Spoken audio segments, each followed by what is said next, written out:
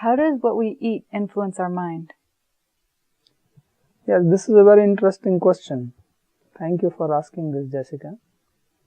Because food plays a very important role in influencing the mind, which unfortunately at present people do not know or understand it. Mind is actually material. That is another distinction between Western and Vedic psychology. Mind is not spiritual. Mind is not the source of consciousness. It is matter. It is fine or refined matter, subtle matter.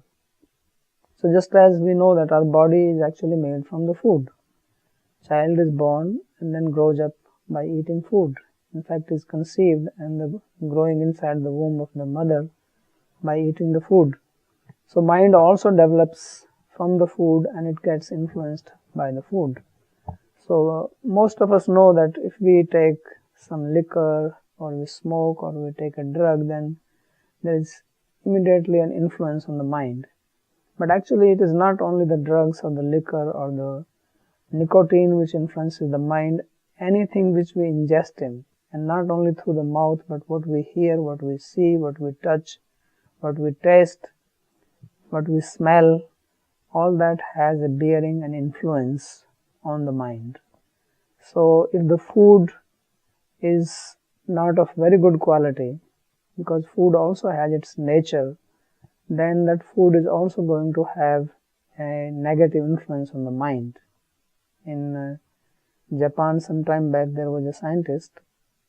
He studied the effect of thoughts on water, and he scientifically proved that how good thoughts make very beautiful crystals in the water, and if you have negative thoughts or negative energy in the mind, then it influences the water to make crystals which were like not very organized or zigzag. So that is mind influencing the water. But actually it also works other way around, that water also influences the mind, and our body is predominantly made of water, 70% of it, and same with the food.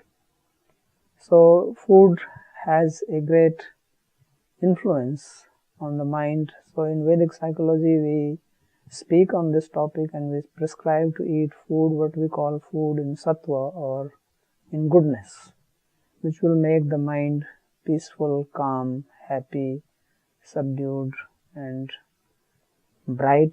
You can think properly, you can understand things clearly. There's also food which agitates mind, which makes your mind very active or hyperactive. These days there are many people who suffer from this problem of hyperactivity, or people are unable to concentrate. They have this problem of ADD, attention deficiency disease or syndrome. So this is also coming from the food.